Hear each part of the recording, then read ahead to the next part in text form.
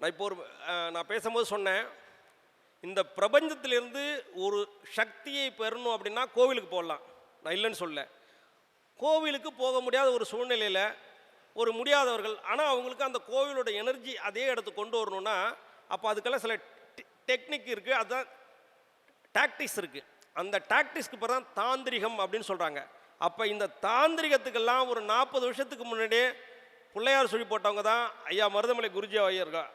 அவங்க எனக்கு சொல்லி கொடுத்த ஒரே வார்த்தை, எந்திரம் போடலாம், தந்திரம் போடலாம், மந்திரம் போடலாம், எதை வேணாலும் போடலாம், போடும்போது உனக்கு நம்பிக்கை இருந்தால் தான் அந்த எந்திரம் வேலை செய்யும். நீ 48 நாள் அதை ஜபம் போட்டாலும் சரி, இது நீ கொடுக்கும், அதான் பழிக்கும் அப்படின்னு நினச்சி நீ கொடுத்தீங்கன்னா அது பழிக்கும். கொடுக்கும் போதே இது எங்கடா பழிக்க போகுது, நமக்கெல்லாம் இது வராதுன்னு நினச்சி கொடுத்தீங்கன்னா அந்த எந்திரம் அதே இடத்தில் செத்து போயிடும். அப்படின்னா அதான் நம்பிக்கை. எப்போவுமே பாசிட்டிவிட்டி தான் ஒரு மனுஷனை மிகப்பெரிய அளவு வெற்றியை கொடுக்கும்னு சொல்லிட்டு, எங்கள் குருநாதர் உயர்திரு மருதமலை குருஜி ஐயா அவர்களை இந்த விழாவை தலைமையேற்று நடத்தி இவ்வளவு நேரம் சிறப்பாக கொண்டு போனாங்க. ஸோ அவங்களோட பொன்னான கருத்துக்களை அனைவருக்கும் பகிருமாறு அன்புடன் மேடைக்கு அழைக்கிறேன். ஐயா வாங்க. இந்த 109வது ஜோதிட கருத்தரங்கு உயர்திரு நண்பர் பூபதிராஜன் அவர்களுடைய குரு ஜோதிட ஆராய்ச்சி சங்கம் சார்பில் நடைபெறுகிறது. இதில் கலந்து கொள்வதில் ரொம்ப பெருமைப்படுகிறேன். அவருடைய உபசரிப்பை கண்டு வியந்து போனேன். இவ்வளவு நாள் பக்கத்திலேயே இருந்தும் அவருடைய தொடர்புகளை வரவில்லை என்று வருத்தப்படுகிறேன் நிஜமாவே. ஏன்னா ஒவ்வொரு சொல்லும் செயலும் ஏன்னா உதவி, ஏன்னா உலகம் அப்படித்தான் இருக்கும். வாழ்ந்தாரு மேசன் தாழ்ந்தாலும் மேசன் ஒரு விஷயம் இருக்குது. ஒரு ஒப்பற்ற நல்ல நண்பர் அப்படிங்கிற விஷயம்.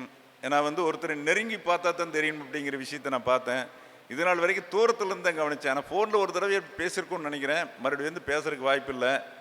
ஒரு நல்ல நிகழ்ச்சியில் இது ஒரு அற்புதமான நிகழ்ச்சி. அந்த 109ங்கிறது ஒரு நல்ல நம்பர் தான். 108க்கு அடுத்தது இப்போ இந்த மாலைகளே எண்ணுவாங்க. எண்ண மாலையில் 108 ப்ளஸ் உபரி ஒரு மாலை இருக்கும், 109 மாலை இருக்கும் அப்படிங்கிற சொல்கிறாங்க. அந்த மாலைகள் ருத்ராட்ச மணி இதெல்லாமே.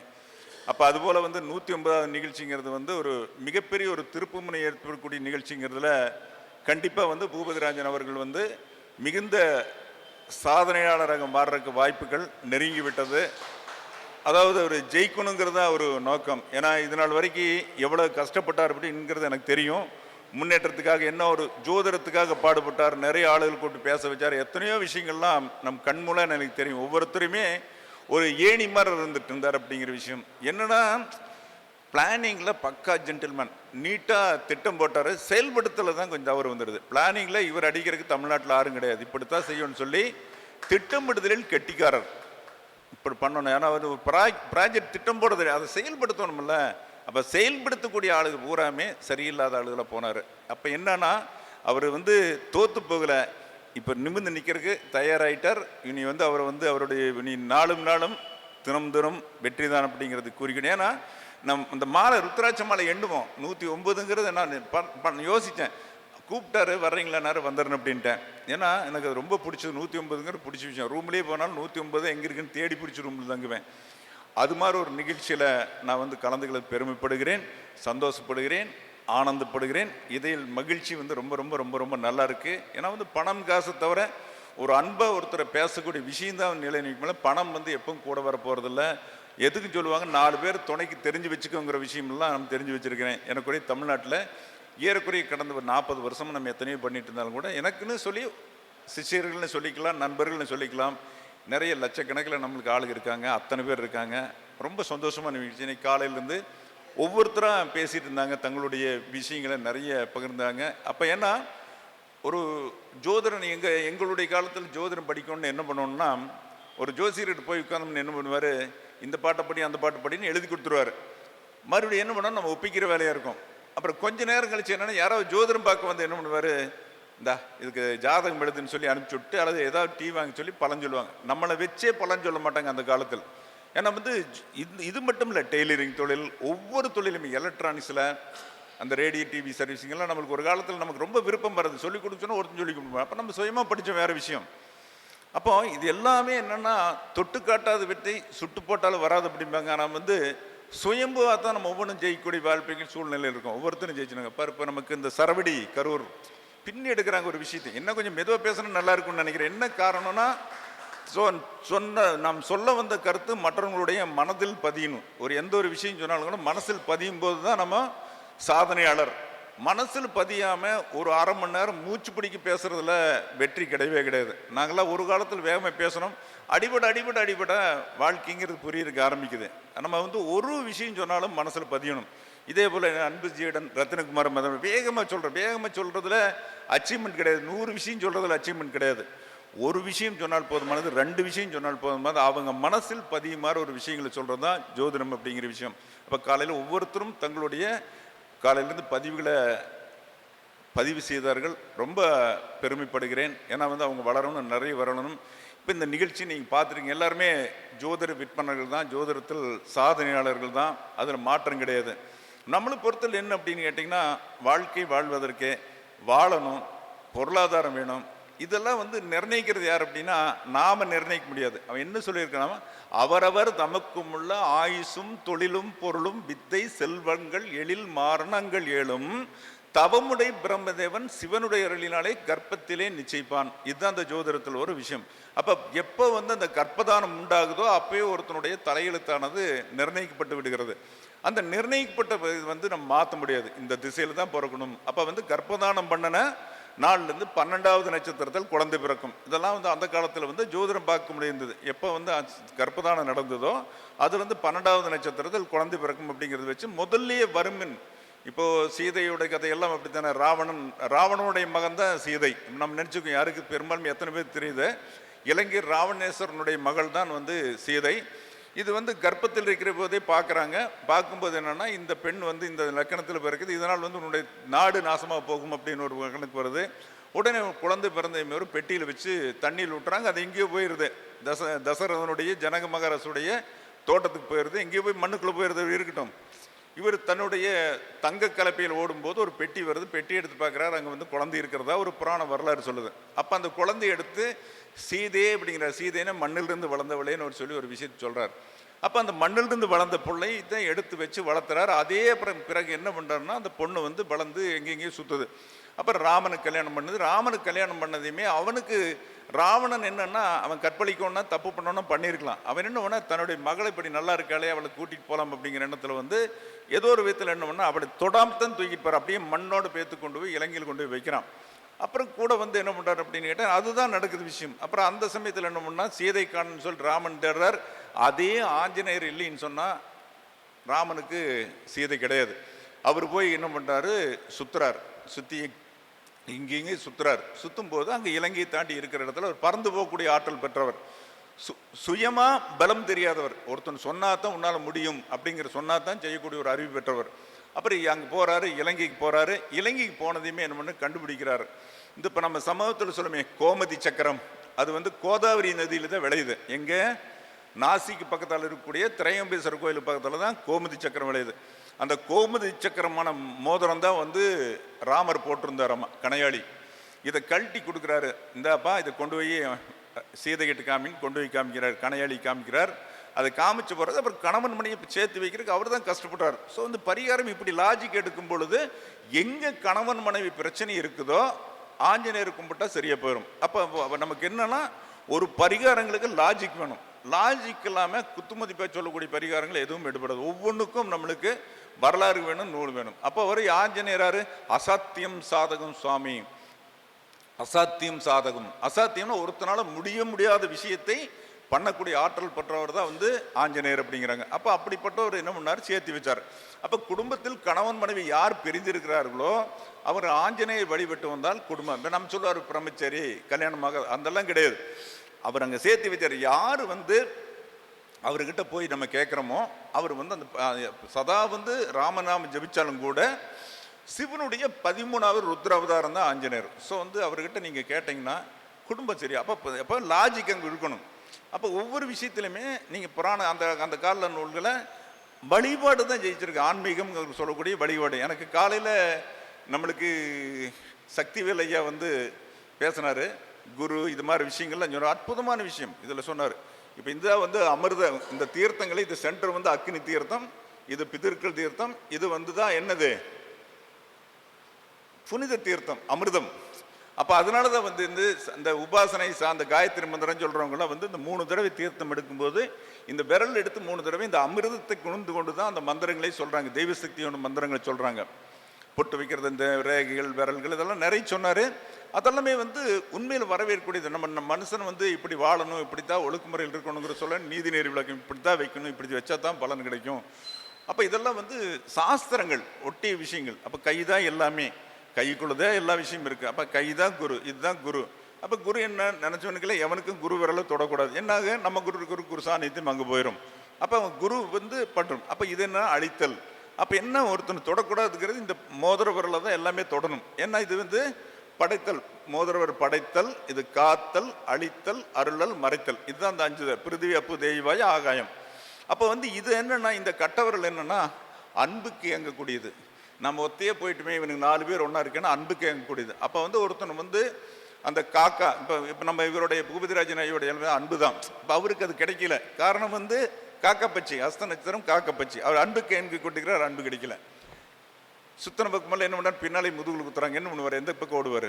அப்போ அன்பு தேவை. அப்போ வந்து யார் வந்து அந்த காகம் அப்படின்னு பட்சியில் பிறக்கிறாங்களோ, இந்த காகம் பட்சியில் பிறந்தவங்களுக்கு பூராமே வந்து அன்பை எதிர்பார்ப்பார்கள். அதனால தான் வந்து இதய சக்கரம், இங்கே நெஞ்சில் இருக்கிற இதய சக்கரத்துக்கு வந்து அநாகதம்னு சொல்லக்கூடிய சக்கரம் என்னன்னா இதயம் வச்சிருக்காங்க. அப்போ இதயத்தில் அம்பு போட்டிருக்காங்க. இதயத்தில் அம்பு போடுறது என்னன்னா யாருக்கு வந்து இந்த சக்கரம் ஓடிட்டு இருக்குதோ அவங்களுக்கு அன்பு மேலே தான், அன்பை எதிர்பார்க்கக்கூடிய கட்டத்தில் தான் இருக்கும். அதனால தான் பஞ்சாட்சரத்தில் நீ பெரிய பெரிய மடங்கள்ல எல்லாம் போனீங்கன்னா உங்களுக்கு என்ன மந்திரம் கொடுக்குறாங்க, சிவைய நம. அப்போ சீங்கிறது என்ன, நெருப்பு. அப்போ நீ வந்து அன்பு, முதல்ல அன்புக்குள்ளப்பா, அன்பு பிடியில் அகப்படு அப்படிங்கிறதுக்கு தான் இந்த சிவைய நம அப்படிங்கிற மந்திரத்தை கொடுக்குறாங்க. அப்போ அதே போல் இந்த சிவைய நம சொல்லி கொஞ்ச நாள் 1 வருஷம் 2 வருஷம் 3 வருஷம் ஆன பிறகு அப்புறம் தான் வந்து நமசிவாய் கொடுக்குறாங்க. நமசிவாய்ங்கிறது என்னன்னா சிவன் மந்திரம்னே நினச்சிட்டு இருக்காங்க. அப்படி கிடையாது. பிருத்திவி அப்பு தேயு வாயு ஆகாயம், இந்த 5 பூதத்தோட கணக்கு தான் இது. 5 பூதத்தோடைய கணக்கு தான் இது. அப்போ நிலம்ங்கிறது நான், நீருங்கிறது மா, சீங்கிறது நெருப்பு, வாங்கிறது காற்று, யாங்கிறது ஆகாயம். அப்போ பிரபஞ்சத்தில் என்னன்னா காற்றிலிருந்து, இந்த ஆகாயத்திலிருந்து காற்றும், காற்றிலிருந்து நெருப்பும், நெருப்பிலிருந்து நீரும், நீரிலிருந்து நிலமும், நிலத்திலிருந்து 4 வகை பிறப்புகள். நிலத்திலிருந்து 4 வகை பிறப்புகள். 4 வகை பிறப்புகள் எது எது? வியர்வியிலிருந்து வர்றது, தாவரத்திலிருந்து வர்றது, முட்டையிலிருந்து வர்றது, கர்ப்பப்பையிலிருந்து, இப்படி 4 வகை பிறப்புகள் பூமியில் உண்டாகிறது. அப்போ நிலம்தான் பேஸ். ஸோ வந்து இந்த பூதங்கள் சமநிலைப்படும் போது உடம்பு நல்லா இருக்கும். நிலம் சரியா இருக்கும்போது ஒரு மாதிரியா இருக்கும். அதே மாதிரி நீர் சரியா இருக்கும்போது உடம்பு பெருசாகும். நெருப்பு சம்பந்தமா இருக்கும்போது உடம்புல 98.4 போது உடம்பு சூடு அதிகமாகும். யாருக்கு வந்து வயனமிசின்னு சொல்லி வசிய மந்திரங்கள் நிறைய சொல்லியிருப்பாங்க. வயனமிசின்னு என்னன்னா காற்று. அப்போ வந்து யார் வந்து அந்த காற்றுக்குள்ள வர்றாங்களோ அவங்க தான் வேகமான செயல்பாடு கொண்டவர்கள். காற்று தத்துவத்தில் தான் வேகமான செயல்பாடு கொண்டவர்கள். இப்போ யார் சுறுசுறுப்பாங்களோ இருப்பாங்களோ ஆக்டிவாக இருக்காங்களோ அவங்க எல்லாமே வந்து காற்று தத்துவத்தில் பிறந்தவர்கள். அப்படி நெருப்புக்கு அடுத்து காற்று தத்துவம். காற்று தத்துவம் சுறுசுறுப்பு கொடுக்கும், வேகத்தை கொடுக்கும், கெட்டிக்காரத்தனத்தை கொடுக்கும். கவிதை யார் வேகமாக ஓடுறாங்களோ அவங்க எல்லாமே வந்து அறிவாளிகள். இப்போ இதெல்லாம் வந்து பயங்கரமான கதை, கவிதை, கட்டுரை, நாடகம் எல்லாம் எழுதுவாங்க. எல்லா விஷயங்களும் வரும். அந்த வேகமான தன்மை இருக்கிறவங்களுக்கு தான் வந்து எனர்ஜி லெவல் ஃபுல் லெவலாக இருக்கும். அப்போ எனர்ஜி லெவல் ஃபுல்லாக இருக்கிறங்கன்னா மூச்சு பயிற்சி செஞ்சுட்டே இருக்கணும். ஏதாவது ஒரு மூச்சு பயிற்சி செஞ்சுட்டே இருக்கும்போது அந்த எனர்ஜி லெவலை கம்மியாகாமல் இருந்தோம்னா நம்ம தோற்று போக மாட்டோம். இப்போ இதெல்லாம் பேசிக் என்னென்னா நம்ம உடம்பு தான். ஊனுடம்பே ஆலயம், உள்ளமே பெருங்கோயில். காலையிலேருந்து உள்ள உடம்பு சுத்தமாக இருக்குது மூச்சு பயிற்சி, வெளியே சுத்தமாக இருக்குது குளியல். குளியலெல்லாம் என்ன பண்ணணும்னா நம்மளுக்கு ஏற்கனவே இந்த சோப்புகள்லாம் போட்டு குடிக்கிறது. சீவக்காய், அரப்பு, இது மாதிரி பொருள் போட்டு குளிக்கணும். பச்சை பயிறு போட்டு அரைச்சி வச்சு குளிக்கணும். உளுந்து மாவு போட்டு குளிக்கணும். இதெல்லாம் போட்டு மூலிகை பொடிகளால் குளிக்கணும். மூலிகை பொடிகள் கருவேலம் போட்ட பொருள்படி துவர்ப்பு. அது என்னன்னா நாக்கில் ஊறுகாயில் எதுக்கு போடுறோம், நாக்கு வந்து சோதரியாது, அதுக்கு வேண்டி ஊறுகாய் போட்டால் அந்த ஊறுகாய் இருக்கிற அந்த கொழுப்புச்சத்துக்கு பூரா காணாமல் போயிருக்கோம், ஊறுகாய் சாப்பிட்றோம். அப்போ இது எல்லாமே வந்து நம்மளுக்கு பொறுத்தவரை இந்த பரிகாரங்கள் அப்படின்னு எடுத்து பார்க்கும்போது லாஜிக்கோட பரிகாரங்கள் பண்ணால் தான் ஒவ்வொரு விஷயங்கள் நடக்கும். இல்லாமல் லாஜிக் இல்லாமல் பரிகாரங்கள் கிடையாது அப்படிங்கிற விஷயம் தெரிஞ்சுக்கணும். அப்போ நமக்கு இப்போ பொதுவாக வந்து தடைகள் அப்படிங்கிற கர்மாங்கிறது என்ன சொல்கிறோம் அப்படின்னா இந்த ராகு கேதுங்கிற ஒரு விஷயத்தை சொல்லி தான் பரிகாரங்கள் சொல்கிறோம். இப்போ இந்த ராகு கேதை வந்து டோட்டலாக எங்கெங்கே உட்காந்துருக்கோ அவனுடைய கர்மாவுக்கு தகுந்த மாதிரி தான் உட்காரும். இப்போ அது 5ஆம் இடத்துல உட்காந்துதுன்னா அவனுக்கு பூர்வ புண்ணிய சொத்துக்கள், 5ஆம் இடம் குழந்தை சம்பந்தமான பிரச்சனைகளே தடைக்கும். இவன் எங்கெங்கு உட்காருகிறார்களோ அந்த இடத்துல அவங்க வந்து வில்லங்கு பண்ணுவாங்க. 2 உட்கார்ந்தனா அப்போ 2ஆம் இடத்துல ஆல்ரெடி ஒருத்தன் உட்காந்துட்டான். அப்போ குடும்பத்தில் நிம்மதி இருக்காது, குடும்பத்தில் ஒருத்தன் வரக்கூடாது. 2 உட்காந்துனா அப்போ 3ஆம் இடத்தை அடிக்கும். 4ஆம் இடத்து எங்கே 4ஆம் இடத்துனா சுகத்தை அடிக்கும். இவன் சுகம்ங்கிறது எல்லா விதமான சுகங்களுக்கு, சாப்பாடும் கூட சரியான வேலையில் சாப்பாடு கிடைக்காது.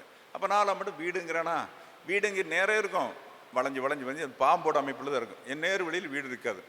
அப்போ அதுபோல் இந்த ராகு கேதுகள் எங்கெங்கே இருக்கிறார்களோ அவர்கள் தான் கர்மா. அவங்க தான் வந்து ஒவ்வொரு வேலை செய்வாங்க. அவங்க பண்ணுறது எப்படின்னா, இந்த தேவர்கள் அமிர்தம் கிடையும் போது ஒரு அசுரன் என்ன பண்ணுறான், அந்த ரூபம் எடுத்து போய் அமிர்தத்தை வாங்கி குடிக்கிறான். குடிக்கும்போது என்ன அப்படின்னு கேட்டிங்கன்னா, உடனே சந்திர சூரியருக்கு அந்த சந்திரன் காட்டி கொடுத்துட்றான். அப்போ அதோட விளைவு என்ன, விஷ்ணு என்ன பண்ணுறாரு, நம்ம தலையை வெட்டி போகிறார். அமிர்தமானது என்னங்கன்னா தலைக்குள்ளேயே நிற்குது. அப்போ ராகுங்கிறது அமிர்தம், ஆகுங்கிறது அமிர்தம், அப்போ கேதுங்கிறது விஷம். அப்போ ராகு வந்து என்ன பண்ணும், நல்லதை செய்யும், நல்லதை கண்டிப்பாக செய்யும், விருத்தி பண்ணும்.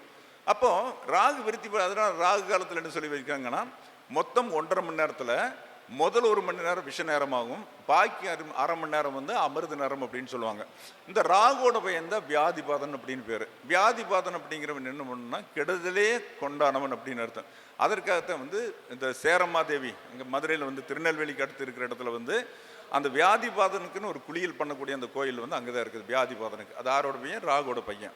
அப்போ இந்த யாருன்னா, இப்போ அவன் எப்போ வருவான் அப்படிங்கிற விஷயமெல்லாம் அந்த நம்மளுக்கு எந்த நேரம் வியாதிபாதம் மாதத்தில் ஒரு நாள் வருதோ, இந்த யோகங்களில் வருதோ, அந்த நாளில் அந்த இடத்துல போய் நடு கடல், அந்த நடு ஆற்றல் நின்று அந்த தண்ணி வர்ற திசையை பார்த்து உட்காந்துட்டு அந்த எனக்கு என்னென்ன தோஷங்கள் உன்னால் வந்திருக்குதோ அத்தனை தோஷங்கள் போகணும் அப்படிங்கிற மாதிரி வேண்டுதல் பண்ணி பண்ணணும். அப்போது இதுக்கெல்லாம் வந்து எல்லாமே வந்து மூலம் உண்டு. அப்போ வந்து ராகுங்கிறது நம்ம என்ன பண்ணிக்கிறோன்னா, நம்மளுக்கு தெரிஞ்ச விஷயத்துக்கு கண்டிப்பாக 5 என்ன பண்ணுவான், ரிவேர்ஸில் போகிறவன். அப்போ ரிவேர்ஸில் போகிறவன் என்னவான், 5ஆம் இடம்ங்கிறது புத்திர பாக்கி தடை பண்ணுவான். அப்போ நமக்கு தெரிஞ்சவன எங்கிருந்து ஆரம்ப புள்ளியில் இருந்துனா, உதாரணம் வந்து கன்னியாக இருந்து 5ஆம் இடத்துல ராகு இருந்து, இது வந்து சித்திரை 2ஆம் பாதத்தில் இருக்கான ஆரம்பத்துலேருந்து எந்த புத்திர பாக்கியத்தும் இல்லாமல் தடை பண்ணுவான். அப்புறம் இதே வந்து முடியக்கூடிய வந்து உத்தர 2 உட்காந்துருந்தான்னு வச்சுங்களேன், அப்போ அந்த அளவுக்கு தோஷத்தை கொடுக்க மாட்டான். அந்த இருக்கக்கூடிய நாளில் வந்து பெரிய தோஷத்தை கொடுக்க மாட்டான்.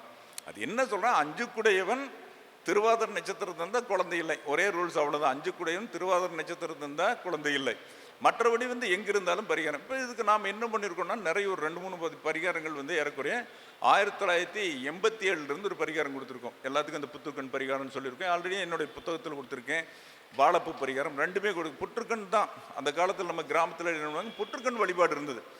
அவங்க என்ன பண்ணுவாங்க, கிராமத்தில் என்ன பண்ணுவாங்க, வருஷத்தில் ஒருக்க என்ன பண்ணால் சேவல் வேண்டி விட்டுருவாங்க. சேவல் வேண்டி விட்டு வருஷத்தில் ஒரு நாளைக்கு என்ன பண்ணாங்க, அந்த புத்துக்கண்ணுக்கு போய் எல்லாம் மஞ்சள் தொளிச்சு பொட்டு வச்சு அதுக்கு பொங்கல் கிங்கல்லாம் வச்சு அந்த சேவலை அறுத்து சேவல் தலை உள்ளே போட்டு உடனே அந்த சேவல் என்ன பண்ணுவாங்க அப்படின்னு கேட்டிங்கன்னா போச்சு அங்கேயே குழம்பு வச்சு சாப்பிடுவாங்க. இல்லைன்னா அந்த தலையை போட்டு வந்து வீட்டுக்கு வந்து எல்லாம் பண்ணி சாப்பிடுவாங்க. இது வந்து வருடத்தில் ஒரு முறை எல்லாம் வந்து அந்த காலத்தில் செய்யப்பட்ட விஷயங்கள்லாம் சடங்குகள் இருந்தது. இப்போ சடங்குகள் நம்மளுக்கு எல்லாம் காணாமல் போயிடுது. அப்போ என்ன காரணம்னா, முறைப்படி நம்ம பெரியவர்கள் எங்கெங்கே வழிபட்டாங்களோ அந்த முறைப்படி பண்ணணும். இப்போ குலதெய்வம் அப்படிங்கிறது வந்து குலம் வளரும்னா குலதெய்வம். இப்போ நீங்கள் ஒரு சண்டை வருது, குழந்தைகளுக்குள்ள சண்டை வருது அப்படின்னா குலதெய்வ பிரச்சனை. அதே மாதிரி வந்து பங்காளிகளுக்கு சண்டை வருது அப்படின்னா பிதருக்கள் தர்ப்பணம். அப்போ பிதருக்கள் சாபம் கொடுத்துருவாங்க, சரியாக கவனிங்கன்னா பிதருக்கள் தாபம். குலதெய்வம் பிரச்சனையாக இருந்தால் குலதெய்வம். அப்போ இதெல்லாம் வந்து பிரசனத்திலேயே ஜோதிடத்திலேயே ஏதாவது கண்டுபிடிச்சு அதுக்கு இதுதான் முடிவு பண்ணி சொல்லக்கூடிய பரிகாரங்கள் தான் வெற்றி கொடுக்க முடியும். குத்து மதிப்பாக செய்யக்கூடிய பரிகாரங்கள் எதுவும் வேலை செய்யாது. இப்போ நம்ம சொல்லிக்கணும் ஏதான அது எதை வேணும் பண்ணு எதை வேணும் பண்ணுங்கிறதெல்லாம் பரிகாரங்கள் கிடையாது. அதாவது ஜாதகம் இருக்கணும், கிரகம் இருக்கணும், ஏதாவது ஒரு இணைப்பு இருக்கணும். அப்போ இணைப்பில் செல்லக்கூடிய பரிகாரங்கள் மட்டும்தான் வெற்றி தரும். நடைமுறையில் நான் பார்த்துல எந்த விதமான மாறுதல் இல்லை. அப்போ இந்த வாழைப்பூ பரிகாரம் அப்படிங்கிற விஷயத்த நான் சொல்லியிருந்தேன். ஏன்னா நிறைய தடவை சொல்லியிருக்கிறேன். இருந்தாலும் இந்த வாழைப்பூ பரிகாரம் அப்படிங்கிறது இது எந்த ராசிக்காரராக இருந்தாலும் சரி, எந்த லக்கணக்காரராக இருந்தாலும் சரி, வயசு வந்து 20, 30, 40, 50 கிடையாது. எந்த வயசுக்காரராக இருந்தாலும் இந்த வாழைப்பூ பரிகாரம் பண்ணோம்னா கண்டிப்பாக வந்து அதிகபட்சம் 90 நாளுக்குள்ளே திருமணம் நிச்சயமாய் கல்யாணம் நடந்துடும். ஒரு சிலருக்கு 1 வாரத்திலேயே நடக்கக்கூடிய வாய்ப்பெல்லாம் இருக்குது இந்த வாழைப்பூ பரிகாரம். இதுக்கு பெருசாக ஒன்றும் செலவெல்லாம் கிடையாது. ஒரு 100 ரூபாய் 150 ரூபா தான் வரும். அப்போ என்ன பண்ணணும் அப்படின்னு கேட்டிங்கன்னா, பொதுவாக வந்து எந்த வழிபாடாக இருந்தாலும் விநாயகர் வழிபாடு உண்டு. எந்த இருந்தாலுமே விநாயகர் வழிபாடு உண்டு. அப்போ விநாயகருக்கு என்ன பண்ணுவோம், ஒரு பிள்ளையார் பிடிச்சி வச்சுப்போம், அல்லது சாணத்தில் பிடிச்சி வச்சுக்குவோம், ஏதாவது பிள்ளையார். இந்த பிள்ளையாருக்கு என்ன பண்ணணும்னா மஞ்சள் ப்ளஸ் புத்து மண்ணு கொஞ்சம் எடுத்துகிட்டு வரணும். புத்து மண் எடுத்துகிட்டு வந்து அந்த புத்து மண்ணும் மஞ்சளும் கலந்து அந்த பிள்ளையார் செஞ்சு வைக்கணும். செஞ்சு வச்சுட்டு ஒரு வேலையில் போட்டு அப்புறம் பிள்ளையாருக்கு என்ன பண்ணிக்கணும், அவர் என்ன பண்ணார், கைத்தலம் நிறைகணி அப்பமோட அவல் பொறி கப்பிய கறி முகம் அடிப்பேன. அப்போ கைத்தலம் நிறைகணி, அவருக்கு விநாயகருக்கு என்ன பிடிக்கும், நிறைய பழங்கள் வைக்கணும். கைத்தலம் நிறைகணி அப்பமோட அவல் பொறி, இதை வச்சு பூஜை பண்ணா தான் விநாயகனுக்கு பிடிக்குமாமா. அப்போ பழ வகைகள் நிறைய வைக்கணும், அப்போ தான் வந்து அங்கே வேலை நடக்கும் அப்படிங்கிற விஷயம் இருக்குது. இது வந்து விநாயகருக்கு யார் சொல்கிறாரு, அருணகிரிநாதர் சொல்லக்கூடிய ஒரு விஷயத்தில். அப்போ அவங்க என்ன சொன்னாங்களோ அதை நம்ம ஃபாலோ பண்ணணும். கைத்தலம் நிறைய என்னென்ன பழம் கிடைக்குதோ எல்லா பழம் கொண்டு வாங்கி வைக்கணும். அப்போ வச்சுட்டு பூஜை பண்ணிட்டு விநாயகருக்கு உங்களுக்கு என்ன மந்திரம் சொன்னாலும் சொல்லிக்கலாம். இப்படி தான் கிடையாது, விநாயகர் நினச்சி தான் எல்லா வேலையுமே நடக்கும் ஆச்சுங்களா.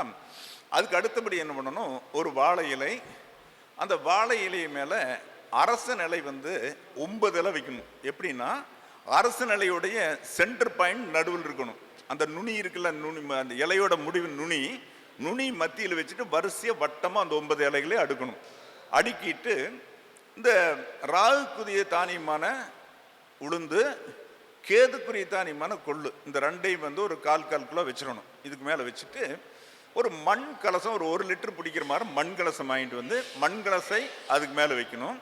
அவர் மண் கலசம் வந்து உள்ளே போகாத அளவுக்கு ஒரு வாழைப்பூ ஒன்று வாங்கிட்டு வந்து, இதே முதல்ல வாங்கி, வேறெல்லாம் ஒன்றும் கிடையாது. இந்த கலசத்துக்கு பொட்டு வைக்கணும், அலங்காரம் பண்ணலாம், அப்படியே பூவை சுற்றிட்டா போதுமான. அதாவது குறைஞ்சது 2 முளை 3 முளை பூ வாங்கி, மல்லிப்பூ வாங்கி சுற்றி விடணும். எந்த பூஜைக்குமே மணக்கக்கூடிய பூவுக்கு மட்டும்தான் சக்தி உண்டு, மணக்காத பூவுக்கு பவர் கிடையாது. மணக்கக்கூடிய பூ மட்டும் தெய்வத்துக்கு வந்தது, மணக்காத பூ மூலம் அசுரத்தன்மை கூடியது. அப்போ வந்து மணக்கக்கூடிய பூவை வச்சுட்டு நம்ம என்ன பண்ணணும் அப்படின்னு கேட்டிங்கன்னா, வெறும் இவ்வளோதான் செட்டிங் முடிஞ்சுது. அப்போ நம்ம என்ன பண்ணுறோம், ஆல்ரெடி என்ன வைக்கிறோம், விளக்கு வந்து அகல் விளக்கு வாங்கி தான் வைக்கணும். அகல் இந்த மண்ணில் செய்த பானை தான் வைக்கணும். இந்த பானைக்குள்ளே என்ன ஊற்றணும், பசும்பால் விட்டுறலாம். ஒரு 1 லிட்டர் பிடிக்கிற மாதிரி 1 லிட்டர் பசும்பால் விட்டு அதுக்கு மேலே வாழைப்பூ வச்சு கலசம் வச்சாச்சு, முடிஞ்சு போச்சு. அதுக்கு அடுத்தது என்ன பண்ணணும்னா, அவங்கவுங்களுக்கு தெரிஞ்சது ராகோட மந்திரங்கள், கேதோட மந்திரங்கள். ஓம் ராகுவே நமக, ஓம் கேதுவே நமக, அல்லது வந்து ராகுக்கு வந்து பீஜ மந்திரம் இருக்குது, கிரௌம், HROWM கிரௌம். கேதுக்கு வந்து சௌம், SOWM இந்த சௌம். ஓம் கிரௌம் ராகுவே நமக, ஓம் சௌம் கேதுவே நமக. இப்படி இந்த மந்திரத்தை என்ன பண்ணணும், இந்த வயசுக்கு தகுந்த மாதிரி சொல்லிக்கலாம். நமக்கு வயசுக்கு தகுந்த மாதிரி ஒரு 300 முறை, 400 முறை, 500 முறை. ஒரு சின்ன வயசு ஒரு 30 வயசு இருக்குன்னா ஒரு 300 முறை, 30 வயசுனா ஒரு 400 முறை இந்த மந்திரத்தை சொல்லிட்டு தேங்காய் பழமெல்லாம் உடைச்சு பூஜை பண்ணி முடிச்சுட்டு மறுபடியும் என்ன பண்ணணும் அப்படின்னு கேட்டிங்கன்னா, இந்த பர்சனை வந்து எங்கே உட்காந்துருக்கோம்னா, இந்த கலசம் கிழக்கு முகம் வைக்கிறோம், நாம் வடக்கு முகம் உட்காந்துக்கிறோம். இந்த கலசத்துக்கு பின்னால் யாருக்கு பரிகாரம் பண்ணுறோமோ அவங்களை உட்கார வச்சுக்கணும். இதுதான் உட்காரக்கூடிய நேரம். மற்ற பக்கம் உட்காரக்கூடாது. நம்மளுக்கு எதிர்ப்புறம் எந்த பூஜை பண்ணாலும் நம்ம எதிர்பக்கம் யாருமே உட்காரக்கூடாது. நீங்கள் எப்படி உட்கார்ந்தாலும் ஒரு ஹோமம் பண்ணுறோம், பூஜை பண்ணுறோம், நம்மளுக்கு முன்னால் யாரும் உட்காரக்கூடாது அப்படிங்கிறது வச்சுக்கணும். வச்சுட்டு என்ன பண்ணோம், இந்த சொல்லி முடிஞ்சதையுமே அவங்கக்கிட்ட என்ன பண்ணணும், ஒரு கற்பூரம் வச்சு காமிச்சிட்டு ஒரு 27 கற்பூரம் எண்ணி கொடுத்துடணும். எண்ணி கொடுத்துட்டு ஒவ்வொரு கற்பூரத்தையும் அந்த அப்படியே கலசத்தை சுற்றி வர சொல்லணும். சுற்றி வர சொல்லிட்டு ஒவ்வொரு கற்பூரத்துக்கும் ஒரு சுத்துக்கு ஒரு கற்பூரம். அப்போ என்ன பண்ணால் 27 சுற்று வரும்போது 27 கற்பூரம் முடிஞ்சிடும். ஏன்னா நம்ம எண்ணிக்கை மஸ்ட்டு கட்டாயம் 27 இருக்கணும். அப்போ நீங்கள் பண்ணும்போது பண்ணிவிட்டு மறுபடியும் என்ன பண்ணணும், முடிஞ்சது அவன் என்ன பண்ணணும், விபூதி நெச்சில் வச்சுக்கிறான்னு சொல்லி போட்டு நீ பாத்ரூம் போடா அல்லது ஒரு இடத்துக்கு போய் உட்காருன்னு சொல்லி போட்டு அவன் சட்டையை கழட்டு சொல்லிட்டு, ஆண் பெண்ணெல்லாம் கிடையாது, காமன். என்ன பண்ணணும், இந்த பாலை கொண்டு போய் ஒரு 1/2 லிட்டர் அவன் தலையில் ஊற்றிடலாம். மிச்சத்தை என்ன பண்ணணும், ஒரு அண்டாவில் ஒரு 10 லிட்டர் பிடிக்கிற மாதிரி ஒரு அண்டா தண்ணி வச்சுருந்தோம்னா அதில் தண்ணியில் அந்த பால் ஊற்றி வச்சுட்டு அந்த வீட்டு ஃபஸ்ட்டு ஊற்றுறது நாம் வந்து பெரும் பால் ஊற்றிடணும். அப்புறம் பால் ஊற்றிட்டு 1/2 லிட்டர் அந்த தண்ணிக்குள்ளே கலந்துடலாம். 1/2 லிட்டர் அவன் தலையில் ஊற்றிடலாம், மிச்சம் ஊற்றிட்டு அந்த தண்ணி ஊற்றி அவங்கள குளிச்சுட சொல்ல வேண்டியது. இந்த குளிக்கும் போது என்னென்னா சோப்பெல்லாம் எதுவும் போடக்கூடாது, போட்டு நல்லா தண்ணி ஊற்றி ஒரு 10 லிட்டர் 15 லிட்டர் இருக்கலாம். வசதி இருக்கவங்க ஒரு 10 லிட்டர் பாலும் கூட ஊற்றலாம், தப்பு கிடையாது. நம்மளுக்கு வந்து 1 லிட்டர் தான் சொல்லியிருக்கோம். எவ்வளோ வேணாலும் பால் ஊற்றி அவனுக்கு அபிஷேகம் பண்ண, பால் படப்பட அவனுடைய தோஷம் போகும். அவன் தான் ராகு. அப்போ பூஜை பண்ணும்போது அவன் தோஷம் போயிடும். அப்போ தோஷம் போன பிறகு அந்த அவனை என்ன பண்ணணும்னா அந்த துணியை தண்ணி ஊற்றி கழுவுன பிறகு குளிச்சுட்டு இந்த அவன் பூஜைக்கு போய் ஒரு புது துணி கட்டிக்கணும். இந்த புது துணி கட்டிட்டு போனால் தான் பரிகார நிவர்த்தி அடையும். புது துணி கட்டிக்கணும். அதுக்குள்ளே என்ன பண்ணணும், இந்த பூஜை பண்ணவங்க எல்லா சாமானத்தையும் எடுத்து மூட்டை கட்டி வச்சுட்டு வாழைப்பூ மட்டும் கையில் வச்சுக்கணும். மற்றபடி இந்த பூஜைக்கு விநாயகருக்கு வச்ச பூஜை எல்லா பொருளையும் எடுத்து ஒரு சாக்கு பையில் போட்டு வச்சுக்கணும். போட்டு வச்சுட்டு எங்கள் பக்கத்தில் தண்ணி கிண்ணி இருந்தால் விட்டுறலாம். இந்த வாழைப்பூ மட்டும் வச்சுக்கணும். இது என்ன பண்ணணும், நைட் டைம் வந்து குளிச்சுட்டு வந்து என்ன பண்ணணும், நேராக போய் ஒரு அவங்க வீட்டுக்குள்ளே போய் கற்பூரம் பற்ற வச்சுட்டு ஒரு அழகாக வந்து என்ன பண்ணணும் அப்படின்னு கேட்டிங்கன்னா புத்தாடை உடுத்திட்டு வெளியே வரணும். அப்போ அதுக்குள்ளே இவர் என்ன பண்ணுவார் அப்படின்னு கேட்டால் எல்லாம் ரெடி பண்ணிட்டு வந்துட்டு இந்த வாழைப்பூவை அவங்க கையில் கொடுத்துருவார்.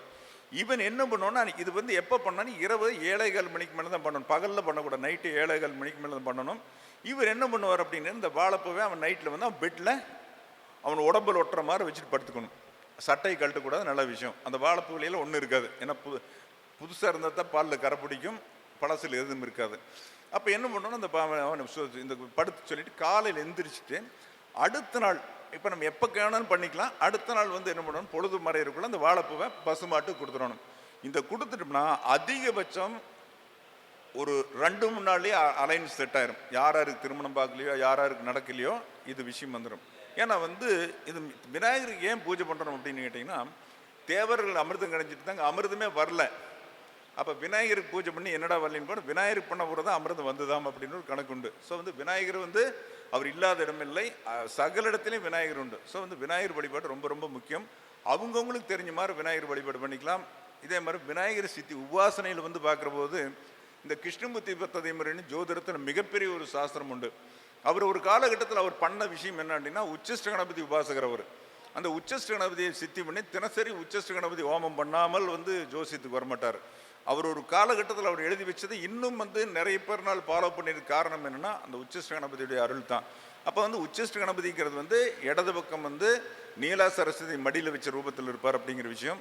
உச்சிஷ்டம்னு என்ன, ஒரு ஒரு குழம்பை முதல்ல அப்படியே சூடு வச்சு பண்ணுறது நம்பர் 1. ரெண்டாவது சூடு பண்ணால் உச்சிஷ்டம் அப்படின்னு அர்த்தம். இப்போ எச்சில் வாயில் வர்றது எச்சில்னு சொல்கிற மாதிரி வந்து அது மாதிரி விஷயம். ஸோ வந்து இந்த வழிபாட்டு பொறுத்தளவு என்னென்னா, நம்ம முழு நம்பிக்கையே பண்ணணும், நம்பிக்கை முக்கியம். இதில் என்னன்னா, எல்லாத்தையும் ஏமாத்துறான்னு என்னென்னா, எங்கே போனாலும் அவன் நம்புறதில்ல. பரிகாரம் அதெல்லாம் ஒன்றும் நடக்காதப்போ, எல்லாம் ஏமாத்துறப்ப. அந்த பரிகாரத்தை பொறுத்தவரை ஏமாத்துறதுனால தான் ஏமாந்து போய் எல்லாமே ஜோதிடம் அப்படிங்கிறது ஏமாந்து போகிறதுக்கு காரணம். அப்போ என்னென்னா, எங்கே போய்விட்டாலும் இதே வந்து வெளிநாடெல்லாம் போகிறாங்க, நிறைய பேர் மலேசியா சிங்கப்பூர் ஏமாற்றிட்டு வந்துடுறாங்க, மறுபடியும் போகிறவன் மாட்டிக்கிறான். அது பண்ணி என்ன பரிகாரம் சொன்னால் நம்ம என்னென்னா அந்த இயல்பில் வந்துடுது, சின்னது பண்ணாச்சரிய போகும். அவர்கள் என்ன வித்தை கத்தார்களோ அதை வச்சு பணம் பண்ணுறதுக்கு பார்த்துக்கிறாங்க. அப்போ பணம் பண்ணுற விஷயத்தை தாண்டி பேரை சம்பாதிக்கிறதுக்காக உண்மையாக தொழில் செய்யும் போது நம்ம ஜெயிக்க முடியும். ஜோதிடம் நாங்கள் படிக்கிற போது கஷ்டப்பட்டு படிச்சோன்னு சொன்னோம். இப்போ வந்து நிறைய சின்னஞ்சிறு மாணவர்கள் நிறைய பேர் இப்போ ஜோதிடம் மிகப்பெரிய அளவுக்கு பிரம்மாண்டமாக வளர்ந்துட்டு இருக்குது. ஒவ்வொன்றும் கஷ்டப்பட்டு இருக்கணும். எல்லாம் 2 மாதம் 3 மாதத்தில் ஜோசியம் படிச்சுறாங்க, ஜோசியராகிறாங்க. இதெல்லாம் கொடுப்பேன். இதை பற்றி என்னடா சொல்ல மாதிரி 3 மாதம் படித்து ஜோசியம் அனுபவம் வந்துருதாங்கிறதெல்லாம் கிடையாது. எல்லாமே வந்து இறைவனோட அமைப்பு. வள்ளலாருக்கு தானே 4 வயசு 5 வயசுலேயே பிரசங்கம் பண்ணார் அவன் வள்ளலார். இப்போ இது இறைவனோட கொடுப்பனை. இப்போ எல்லாத்துக்கும் அந்த கொடுப்பனை இல்லை. இப்போ சிவாஜி கணேசன் 4 வயசு 5 வயசுலேயே ஸ்கூலுக்கு போனால் என்ன பண்ண போய் கூத்து கச்சேரி போய் உட்காந்துக்கணுமா. அப்போ அதெல்லாம் வந்து இன்வால்மெண்ட்டு கொடுப்பனை இறைவனோட அமைப்பு இருக்கிறவங்க தான் அந்த ஒரு கலையில் வந்து ஜெயிக்க முடியும். அதனால் இப்போ நம்மளுக்கு வந்து அது விட்டகுரல் தொட்டை இருந்தால் வந்து இப்போ நம்ம எல்லாமே வந்து குரு பார்த்தால் கோடி தோஷம் நீங்கிற. யார் அது? ஒருத்தன் வரும்போது அவன் பிரச்சனையை நம்ம சொல்லி தீர்வு சொல்லும்போது நம்ம குருவாக மாறிக்கிறோம். அப்போ குருவாக மாறினா முன்னால் இருக்கிறவனோட தோஷம் போச்சு. அப்போ நம்ம தெரியணும் நாம் என்ன நினச்சிட்டு இருக்கிறோம் அப்படின்னு கேட்டிங்கன்னா, ஜாதகத்துக்குள்ளேயே வந்து ஜாதகத்துட்டு வெளியே வர்றது நாம் ஒரு குரு, நம்ம பரிகாரம் சொல்லியாச்சு, அவன் ரெக்கவர் ஆகி வெளியே வந்துடுவான் அப்படின்னு சொல்ல எப்போ நினைக்கிறோமோ அந்த பரிகாரம் வேலை செய்யும். பலன் ஜோதிட பலன் வேலை செய்யும். குத்து மதிப்புங்கிறதெல்லாம் கிடையாது. ஒரு நட்சத்திரக்காரனுக்கு ஜோசியம் பார்த்துட்டு வந்துட்டோன்னா உலகத்தில் 800 கோடி பேர் உண்டு. இந்த 800 கோடி பேரும் 27 நட்சத்திரத்தில் இருப்பாங்க. அப்போ இந்த 27 நட்சத்திரத்தில் எத்தனை பேர் இருப்பாங்கன்னு கணக்கு போட்டுங்க. ஏறக்குறைய வந்து 30 கோடி பேர் கணக்கு போட்டுங்க. அப்போ அந்த 30 கோடி தோராயமாக வரும்போது நம்மகிட்ட எவன் ஜோசியம் பார்க்க வந்தால் அவன் தான் கணக்கு. உலகத்தில் இருக்கிற எல்லாத்துக்கும் கணக்கு கிடையாது. இன்னைக்கு பலன் நடக்குதுன்னா யார் வந்தாங்களோ, ஒரு 10 பேர் வந்தாங்களோ அவங்களுக்கு தான் ஒரு சில விஷயங்கள் பலன் நடக்கும், எல்லாத்துக்கும் பலன் நடக்காது. இது நம்ம தெரிஞ்சுக்கணும்.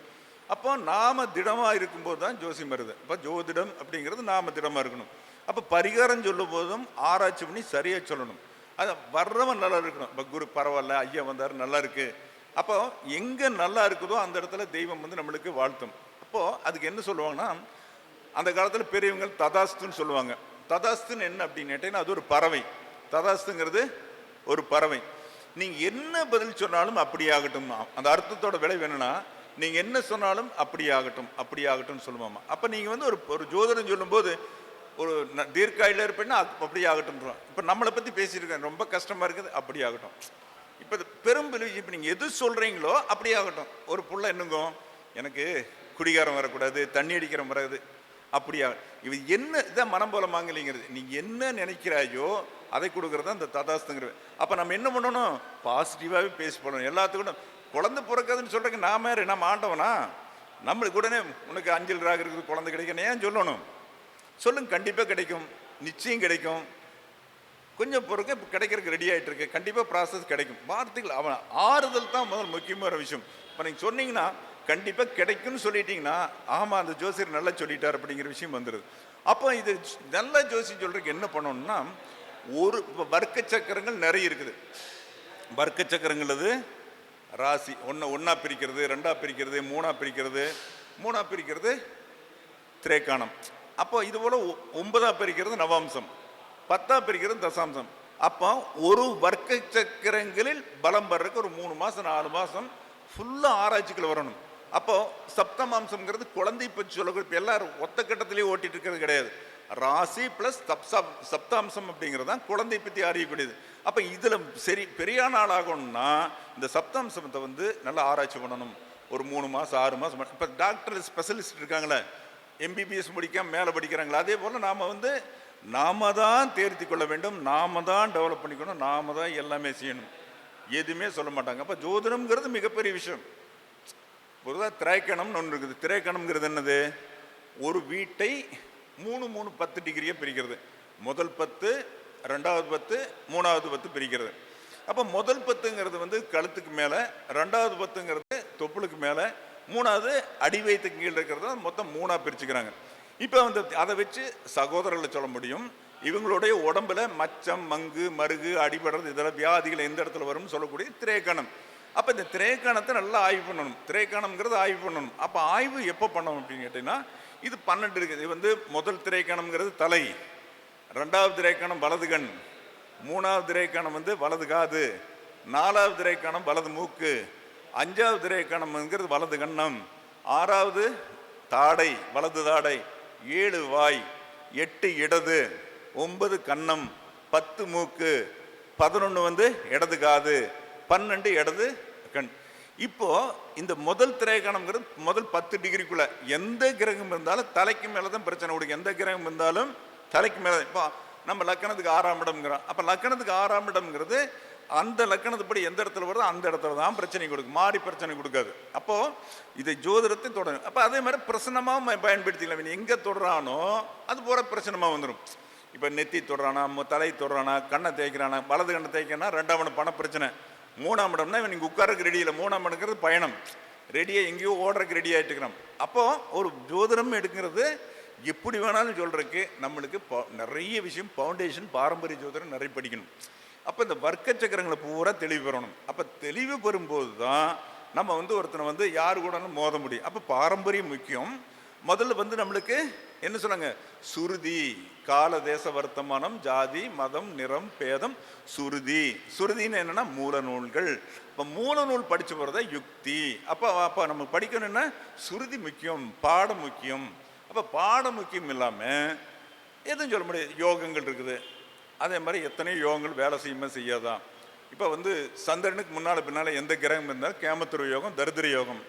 அப்போ இதை எப்படி ஜெயிக்கிறது அப்படின்னா, நம்ம கூட்டாளி ஒருத்தனை சேர்த்தனமில்ல. ஒரு உதாரணம் தனுசு ராசியாக இருந்ததுன்னா ஒன்று விருச்சகமாக முன்னால் பின்னால் இருக்கிற ராசியை சேர்த்திட்டோம்னா 2வது ராசியை சேர்த்திக்கலாம். விருச்சகம்னா தனுசு ராசிக்கு கூட சேர்த்திட்டோம்னா தனுசு ராசி வந்து மகரத்தை சேர்த்திக்கலாம். அப்போ அந்த கூட சேர்த்தும் போது என்னென்னா அந்த தரித்திர யோகமானது விலகிடும். அல்லது அவனை சேர்த்தும் போது தரித்திர யோகம் வந்தாலும் வந்துடும். அதே போல் லக்னாதிபதி இருக்கான், ஒரு 6ல் போய் இருக்கிறான். அவனை வந்து ஒருத்தன் கூட்டி சேர்த்த என்ன ஆகுன்னா அந்த 7ஆம் இடத்துக்கு 12ஆம் இடமா போயிடும். எப்போ தொட்டான் கேட்டான்ங்கிற விதி அதுதான். அந்த கூட்டாளி இப்போ இவனுடைய லக்னாதிபதி தனுசு லக்னம்னா குரு போய் ரிஷபத்தில் இருக்குது. அப்போ கூட்டாளிங்கிறவன் மிதுனம், 7ஆம் இடம்ங்கிறது மிதுனம். அப்போ மிதுனத்துக்கு என்ன ஆகுது? 12ஆம் இடம் ஆயிருது குரு. அப்போது இந்த கூட்டாளி சேர்த்தும் போது என்னன்னா அந்த 12ஆம் இடம் வேலை செய்ய ஆரம்பிச்சது. எப்போ தொட்டானோ நடுரோட்டுக்கு வந்துடுவான். சொத்து பத்து காசு பணம். அப்போ இது இந்த பொருத்தம் பார்க்குற விஷயம், பலன் சொல்லக்கூடிய விஷயம் நம்மளாம் குருமார்கள் தெளிவாக யோசனை பண்ணி சொல்லணும். ஜோதிட முறைகள் 1,08 முறை வந்தாலும் கவலை கிடையாது. பாடத்தில் எந்த பாடம் படித்தாலும் அது தெளிவு இருக்கணும். தெளிவிருந்து சொல்லக்கூடிய பரிகாரங்கள் தான் வந்து வாழ்க்கையில் பண்ண முடியும். இப்போ நம்ம சொல்கிறோம் ஒன்றும் பெருசாக தேவையில்லை, வாழ்க்கையில் ஜெயிக்கிறதுக்கு என்ன பண்ணணும். நான் வந்து ஒருத்தருக்கு திருப்பி சொல்கிற விஷயம் இல்லை. ஒருத்தர் ஒரு கல்யாணம் பண்ணி வச்சாச்சு, அவன் பள்ளிக்கூடம் 3வது தான் போயிருக்கிறான். புள்ள வந்து டிஃபார்ம் பண்ணியிருக்கு. டிஃபார்ம் பண்ணியிருக்குது, அது மருந்து கடை வைக்கிறதுக்கு வசதி இல்லை. இவன் வந்து ஒன்றும் இல்லை. மாமா நான் ஜெயிக்கணும் என்ன பண்ணுறதுன்னு கேட்டாப்புல. ஒன்றும் வேண்டாம், நவகிரத்து தினசரி 9 முறை சுற்று, தினசரி சுற்று. எங்கேருந்து சுற்றுறது? அங்கே போய் கேளு சனி எங்கே இருக்குன்னு கேட்பாங்கன்னு சொன்னால் அங்கிருந்து சுற்றுன்னு சொன்னேன். ஏன்னா வந்து தொழில்ங்கிறது சனி, சனியிலிருந்து சுற்றுன்னு சொன்னேன். 108 நாள் சுற்றினா எப்போ போட வேலை நீ வந்து சரியில்லைன்னு சொல்லி அடித்து துரத்தி விட்டான். அப்புறம் 108 நாள் அந்த ஊர் விட்டு வெளியே வந்துட்டான், பொண்டாட்டி கூட்டிகிட்டு வந்துட்டான். அப்புறம் போக்கணும் ஒன்றுமே இல்லை. அப்புறம் வந்து எங்கேயோ சுற்றிட்டு இருந்தான். அப்போ அந்த சமயத்தில் என்ன இலவசமாக இடம் கொடுத்து வேற ஒரு ஆள் சப்போர்ட் பண்ணும்போது ஒரு சொந்தக்காரன் வந்தான், ஒரு 5000 ரூபா தர, நீ மருந்துக்கு ஏன் இங்கே கஷ்டப்படுற, ஒரு மருந்து கடை வையி, நீ படிச்சிருக்கிற, டிபாம் இருக்குது, தகுதி இருக்கு உனக்கு, மருந்து கடை வச்சாச்சு. மருந்து கடை வச்ச பிறகு இப்போ இந்த நாளில் வந்து அப்போ இந்த நிமிஷம் வரைக்கும் நவகிரகத்தை சுற்றிட்டே இருக்கிறான். இப்போ குறைஞ்சது வந்து இப்போ நான் சொல்லக்கூடிய கட்டத்தில் ஒரு 20 வருஷத்துக்குள்ளே குறைஞ்சது 20-30 கோடி ரூபா பணம் வந்துடுது. அப்போது இந்த நவகிரகங்கிற வழிபாட்டை நம்ம பண்ணால் போதுமானது ஒரு விஷயம். அப்போ நவகிரகம் என்ன, ஒரு காலகட்டத்தில் long echo once அப்பான time Idaikattu சித்தர் திருவண்ணாமலையில் இருக்கார். அவர் ஆடுகள் நிறைய வளர்த்துறார். அவர் கணக்கு போடுறார், நாட்டில் கடுமையான பஞ்சம் வரும் என்று அறிந்து கொள்கிறார். அப்போ என்ன பண்ணார், அந்த காலத்தில் எங்கள் கிராமத்திலே என்ன பண்ணுவோம், அந்த திருகள்ளின்னு ஒன்று இருக்கும், அதை தட்டி போட்டு காய வச்சு தான் ஆடுகளுக்கு கொடுப்போம். அது வந்து கிராமத்தில் உண்டு, பச்சையை கொடுக்க மாட்டோம், தட்டி முள் இருக்கும், அது சுற்றி திருகள்ளி இருக்கும். அப்போ அந்த திருகள்ளியை வச்சு என்ன பண்ணார், நம்ம போட்டு அவர் அந்த இடைக்காட்டு சித்தரை அது ஆடுகளுக்கு கொடுத்து பழகிறார். அந்த பாலையவே அவர் குடிக்கிறார். இப்போ நாம் குடிச்சேன்னா குடல் வெந்து போயிடும். ஏன்னா ஜால வித்தை இல்லவா, ஒரு அரிசி ஒரு அரைப்படி வச்சு இந்த இப்போ திருகள்ளி பால் ஊற்றி கொஞ்ச நேரம் வச்சுட்டிங்கன்னா சோறு வெந்து போயிடும். ஆனால் நம்ம சாப்பிட்டா கொண்டு போடும். அப்போ இவர் என்ன பண்ணுறார், அந்த பாலை குடிச்சிட்டே வளர்றார். இவர் நினச்ச மாதிரி என்ன பண்ணால் நாடு பூரா காயறக்க ஆரம்பிச்சு, இவரோட இடம் திருவண்ணாமலை மட்டும் ஜெண்டுக்கு, அது இவர் இருக்கக்கூடிய ஆசிரமம் மட்டும் நல்லா இருக்குது. அப்போ நவகிரகங்கள் பார்க்குறாங்க, என்னடா அது வம்பா இருக்குது, இவன் இருக்கிற இடங்கள்ல மட்டும் கொழுகுலன்னு இருக்குது, போய் பார்த்துட்டு வரலான்னு சொல்லி நவகிரகங்கள் அங்கே வர்றாங்க. அப்போ நவகிரகங்கள் வந்தது என்ன பண்ணுறாரு அப்படின்னு கேட்டிங்கன்னா, நம்ம வீட்டுக்கு உரம்புற வந்தால் நம்ம என்ன தண்ணியே கொடுப்போம்ல, ஆனால் அங்கே தண்ணி இல்லையே, அவர்கிட்ட இருக்கிற இந்த திருகள், அந்த வெயில் மட்டும் திருகள்ளி ஜெயிஜன்னு வரும். உடனே என்ன பண்ணுறாரு, அந்த திருகள்ளிக்கு என்ன பண்ணுறாருன்னா ஒரு வந்ததி பால் கொடுக்குறாரு, சாப்பிட்றாங்க, சாப்பிட்டு மயங்கி விழுந்துறாங்க. இவர் பழக்கப்படுத்தினால இவரோட ஆடோ இவரோ ஒன்றும் ஆகலை. அப்போ இவர் என்ன பண்ணுறாருன்னா, எந்த கிரகங்கள் எங்கு உட்கார்ந்தால் நாட்டில் மழை பெய்யுமோ அந்த இடத்துல நவகிரகங்கள் உட்கார்ந்து தான் நாடு வந்தது. தெய்வங்களை கூப்பிட்டு உட்கார வைக்கல. ஸோ வந்து அதனால தான் என்ன பண்ணியிருக்குன்னா, ஈசானை மூலையில் வந்து நவகிரகங்கள் எல்லா கோயிலும் வச்சுருக்காங்க. நீங்கள் போய் நவகிரகங்கள் வழிபட வேண்டி உள்ளே போடும்போதே உங்களை சார்ட்டை ப்ரிப்பேர் பண்ணி மூலஸ்தானத்துக்கு போயிடும். நீங்கள் என்ன செஞ்சீங்களோ அந்த பலன் தான் மூலவர்கிட்ட கிடைக்கும். நாம் நினச்சிட்டு போய் தோப்பு கணம் போட்டது, விடாம கும்பிட்டது, 1000 லட்சத்திட்டு மந்திரமெல்லாம் கிடையாது.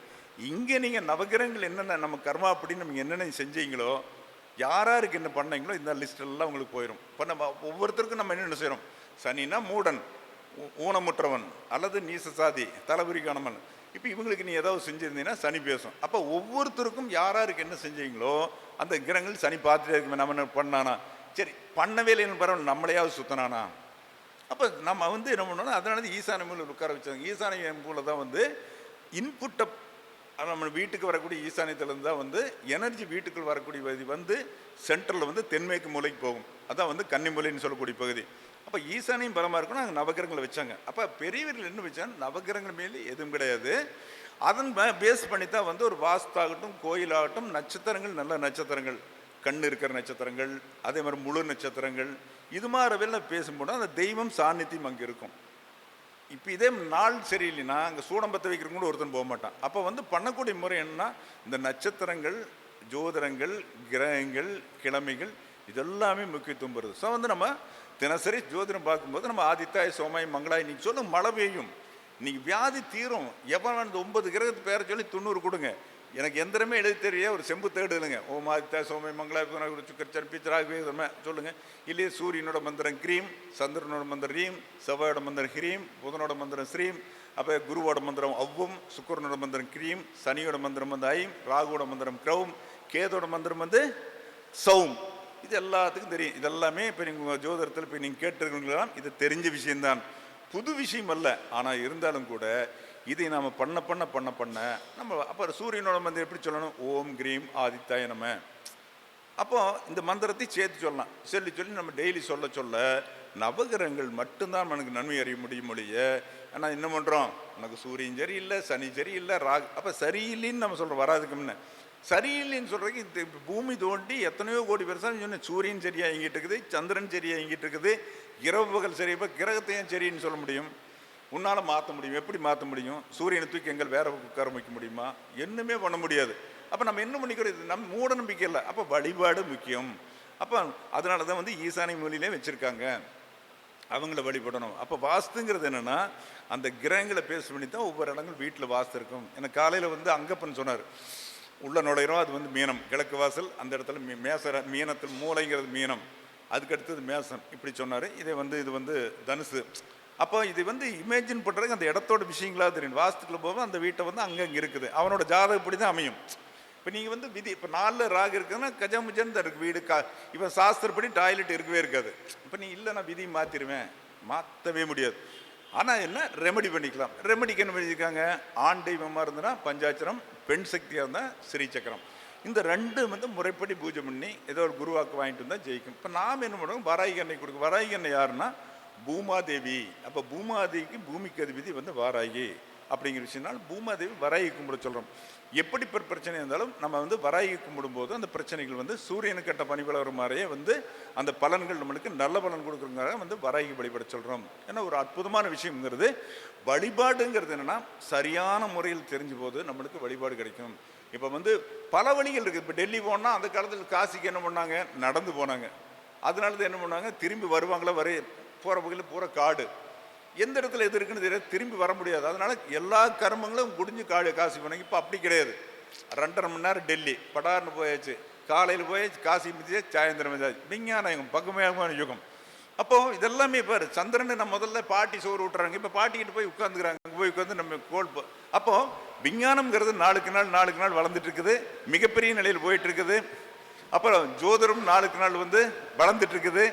அப்போ புது மறுமலர்ச்சிங்கிறது என்னென்னா எந்த ஒரு கலையும் எந்த ஒரு விஷயம் வந்து நாளுக்கு நாள் வளருது. அப்போ நாம் பயன்படுத்திக்கிறது தப்பு கிடையாது. பரிகாரங்கள்ங்கிறது உண்மை. அது எப்படி வேலை செய்யுதுன்னா லாஜிக்கோடு இருந்தால் மட்டும்தான் வேலை செய்யும், லாஜிக் இல்லைன்னா எதுவும் வேலை செய்யாது அப்படிங்கிறது ஒரு தெளிவான விஷயம். இதுபோல் ஒவ்வொரு விஷயத்துக்கும் பரிகாரம் இருக்குது. முதல் ஜோசியம் சொல்லும்போது பயப்படக்கூடாது, தயக்கம் வேண்டியதில்லை. ஏன்னா உங்களை சொல்ல வைக்கிறது அந்த கிரகம். நீங்கள் ஜோதிடனாக மாறணும்னா 9 கிரகத்தோடைய அருள் இருக்கணும், 27 நட்சத்திரங்களோட அமைப்பு இல்லாமல் தான் ஜோதிடம் வரணும். வேணுகோபால் ஐயா வந்தாலும் சரி. அப்போ அவர் என்ன எல்லாத்துக்கும் ஒன்று தான். இப்போ இதில் வந்து இல்லை எனக்கு இருக்குது அப்படிங்கிறதெல்லாம் கிடையாது. யாருக்கு விதி இருக்குதோ அவங்க தான் ஜோசியம். ஜோதிடனாரு அந்த காலத்தில் அரசனுக்கு வழிகாட்டி இருக்கிறவன் தான் யாரு, ஜோதிடன். அப்போ இந்த காலத்திலையும் வந்து பெரிய ஹிட்லர் இருந்தார். ஹிட்லர் இருக்காரு, ஜோதிடம் தான் வந்து இப்படி ஸ்வஸ்திக் சின்னத்தை இந்த நாள் இந்த நட்சத்திரத்தில் போன சாதாரண சிப்பாயாக இருந்தார், இப்போ இங்கே கொடுங்கோல் மன்னனாக மாறினா. அப்போ ஒரு விஷயத்தை சொல்லக்கூடிய விஷயம் என்ன அப்படின்னு கேட்டிங்கன்னா, இது அடிப்படை என்ன இருக்குதோ உண்மையை உண்மைப்படி சொல்லும் பொழுது அந்த சாஸ்திரங்கள் வெளிப்பிக்கும். உண்மையை நம்ம மாற்றி சொல்லும் பொழுது சாஸ்திரமானதில் விடை கிடைக்காது. இது தெளிவான விஷயம். இது வந்து பரிகாரமாகட்டும் இதாகட்டும். அப்போ ஜோதிடத்தை நம்ம வந்து உண்மையை சொல்ல ஆரம்பிக்கணும், சரியாக சொல்ல ஆரம்பிக்கணும், அட்ஜஸ்ட் பண்ணி சொல்லக்கூடாது. தெரியலிங்கிறதுக்காக அட்ஜஸ்ட் பண்ணி சொல்லக்கூடாது. இப்போ கதையில் விடக்கூடாது. தெரியலன்னு 2 தடவை யோசனை பண்ணிக்கலாம். இதெல்லாம் இப்போ ஜோதிட ஆன்றோர்கள் நிறைய பேர் இருக்காங்க, ஜோதிடத்தில் வளர்ச்சி பெற்றவங்க நிறைய பேர் இருக்குது. இப்போ எல்லாமே வந்து சின்ன வயசுலேயே ஞானம் பெற்றவர்கள் நிறைய பேர் உண்டு. 10 வயசு 20 வயசு 30 வயசுலேயே ஞானம் பெற்றவர்கள் நிறைய உண்டு. அப்போ ஜோதிடம்ங்கிறது வளர்க்க வேண்டியதில்லை, அது தானே வளர்ந்து கொண்டிருக்கும். நியம வளர்த்த வேண்டியது. இப்போ பாருங்கள், இப்போ சமீப காலத்தில் கொரோனா வந்து லட்சக்கணக்கான ஜோசியர் இருக்காங்க உலகம் பூராமே. ஒரு காலத்தில் வீட்டுக்கு தேடி வரணும், அப்போல்லாம் நாங்கள் 50 ரூபாய் கொடுக்குறதுக்கு 5 மணி நேரம் நெஞ்சு வலிக்கு பேசணும். இப்போ ஆன்லைன் பேசுகிறோம், 5 நிமிஷத்தில் பேசுகிறோம். உனக்கு இந்த திசை இந்த புத்தி இதுதான் நடக்குது, ஓடிப்போம், என்ன வேணும் உனக்கு, அவ்வளோதான், முடிஞ்சு போச்சு.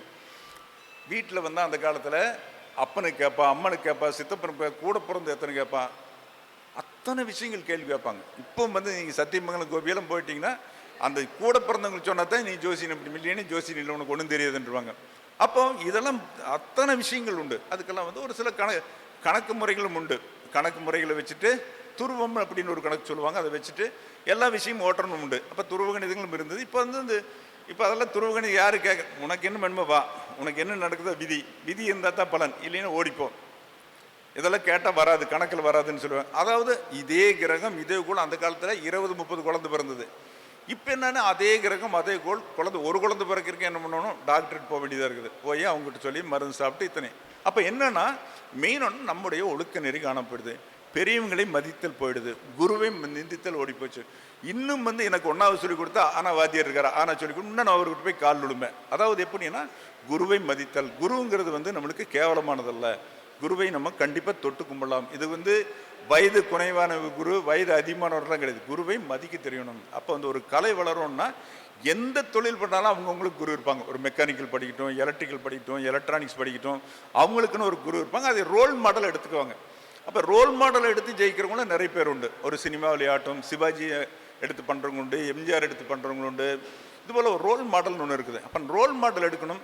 அது நம்மளுக்கு சூட்டபிளா, நம்ம குடும்பத்துக்கு சூட்டபிளா, இதெல்லாம் பார்த்துக்கணும். பார்த்துட்டு சரியானது எடுத்து நாம் வாழ்க்கையில் வந்து ஜெயிக்கிறதுக்கான விஷயங்களை கோல்விக்கணும். இல்லையே எக்காரணத்துக்கு கொண்டு கெடுக்கிறதுக்காக அந்த கலையை பயன்படுது. இதெல்லாம் வந்து புனிதமான இறையர் கல்வி.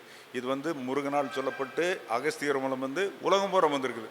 பஞ்சபட்சி ஆகட்டும், எந்த சரசாஸ்திரமாகட்டும், இதுபோல் இருக்கக்கூடிய அத்தனை கலைகளாலும் இறைவனால் தான் சொல்லப்பட்டிருக்கு சாஸ்திரங்கள். அப்போ இறைவனால் சொல்லப்பட்டது சத்தியமாக உண்மை. நாம் வந்து உண்மையாக மட்டும் சொல்லும்போது தான் சாஸ்திரம் கரைகிட்டரும். அப்போ தான் காலதேசம் தகுந்த மாதிரி ஒருத்தர் அந்த காலத்தில் வந்து போனது வேற, இந்த காலத்துக்கு மேலே நம்ம என்ன பண்ணணும், நடைமுறையின்படி பலன் சொல்லி நம்ம ஜெயிக்கிறது ஒரு நல்ல விஷயம். ஒவ்வொன்றுக்கும் பரிகாரம் செய்யணும். ஏற்கனவே பரிகாரம் ஒரே ஒரு பரிகாரம் சொல்லிக்கலாம். ஸோ வந்து ஒரு சின்ன பரிகாரம் சொல்லிக்கொண்டு நிகழ்ச்சியை நிறைவு செய்து கொள்கிறேன். இந்த பணம்ங்கிற விஷயத்துக்காக நம்ம சொல்லப்பட்ட விஷயம் என்ன அப்படின்னு கேட்டிங்கன்னா, நான் பணம், பம்பு, வழக்கு எல்லாத்துக்குமே கிராம்பு சொல்லியிருக்கிறேன். கிராம்பு அப்படிங்கிறது வந்து எப்படின்னு கேட்டிங்கன்னா, அதை நல்லா பொடி பண்ணி வச்சுக்கலாம், அல்லது நம்முடைய பூஜை ரூமில் சாமி இடத்துல கொண்டு போய் வச்சுக்கலாம். நீங்கள் ஒரு எந்த இடத்துக்கு போகிறதா இருந்தால் அந்த கிராம்பு எடுத்து பாக்கெட்டில் வச்சுட்டு போங்க. ஒருத்தர் சந்திக்கு போகிறீங்கன்னா கிராம்பு எடுத்து வாயில் போட்டு பேசுங்க. இல்லை எனக்கு வாயில் போட்டு அடைக்கலாம், ஒரு போயிட்டு பேசிக்கலாம். அந்த அவங்கள பேசி முடிஞ்சிங்கன்னா நீங்கள் சக்ஸஸ் ஆயிரும். யாருக்கிட்ட பேசுனீங்கன்னா சக்ஸஸ் ஆயிரும். பேசி முடிஞ்சு வந்துடுங்க. இல்லை எனக்கு இதுக்கு வாயில் அடக்கிறதுக்கு ஒரு அன்னீசியாக இருக்குன்னா நல்ல பொடி பண்ணுங்க, மாவு மாதிரி நைஸாக பண்ணுங்க. பண்ணி என்னன்னா பன்னீர் குழைச்சி நெத்தியில் வச்சுக்கோங்க.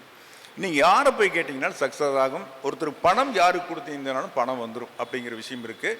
இதுக்கு பயன்படுத்தக்கூடிய நேரம் புஷ்கர நவம்சம். புஷ்கர நவம்சத்தில் நீங்கள் விளக்கேற்றிட்டு வாங்க. புஷ்கர நவம்சம் கண்டுபிடிச்சி பழகிங்க. ஏன்னா இப்போ எல்லாமே நீங்கள் எல்லாம் ஜோதிடர் தான், அதனால் புஷ்கர நவம்சம் சொல்கிறது தேவையில்லை. புஷ்கர நவம்சம் பார்த்துக்குங்க. அந்த சூரியனுடைய நட்சத்திரத்தில் 1ஆம் பாதம் 4ஆம் பாதமும், சந்திரனில் வந்து 2ஆம் பாதமும், செவ்வாய்க்கும் புதனுக்கும் கிடையாது, குருவுக்கு வந்து 2, 4, சுக்கரனுக்கு வந்து 3ஆம் பாதம், சனிக்கு வந்து 2ஆம் பாதம், ராகுக்கு 4ஆம் பாதம், கேதுவுக்கு கிடையாது.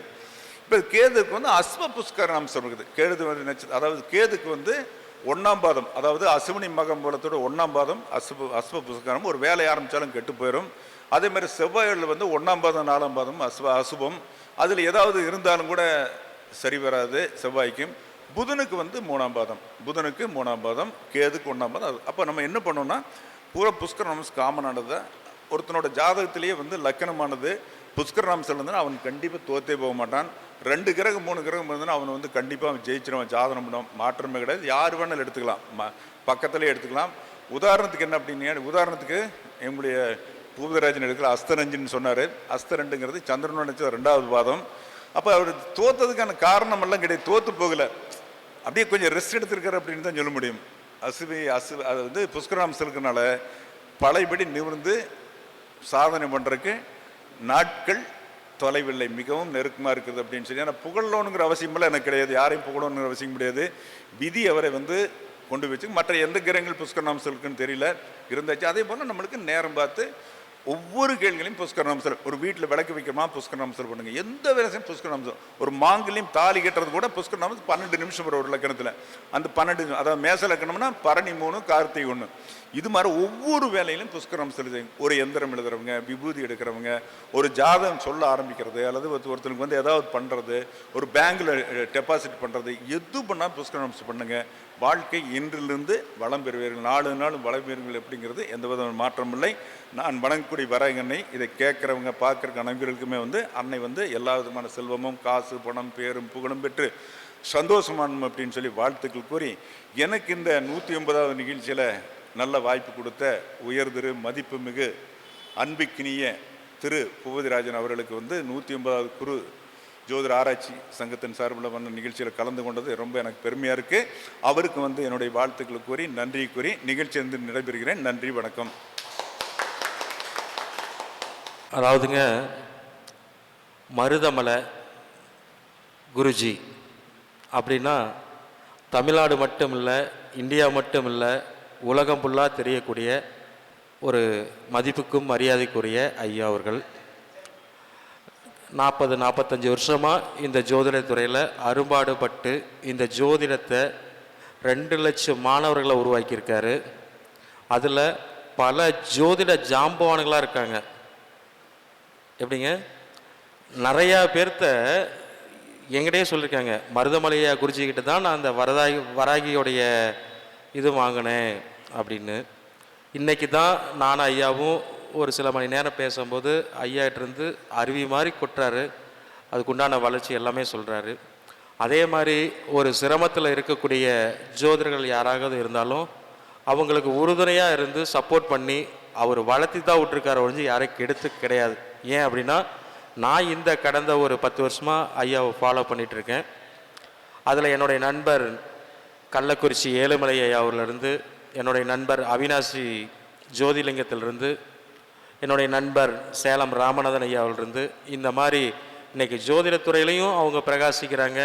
அப்படி பேர் சொல்கிற அளவுக்கு வந்திருக்காருன்னா உண்மையாலுமே அவர் மருதமலை குருஜி அப்படிங்கிறதுக்கு அத்தனை தகுதி இருக்குது. குரு ஜோதிட ஆராய்ச்சி சங்கத்தின் சார்பாக அவருக்கு பொன்னாடை பற்றி கௌரிக்கிறோம். இதை ஜோதிட பிரஞ்ச குழு நிறுவன தலைவர் திரு வல்லரசு ஐயா அவர்கள் பொன்னாடை பற்றி கௌரவிப்பார்.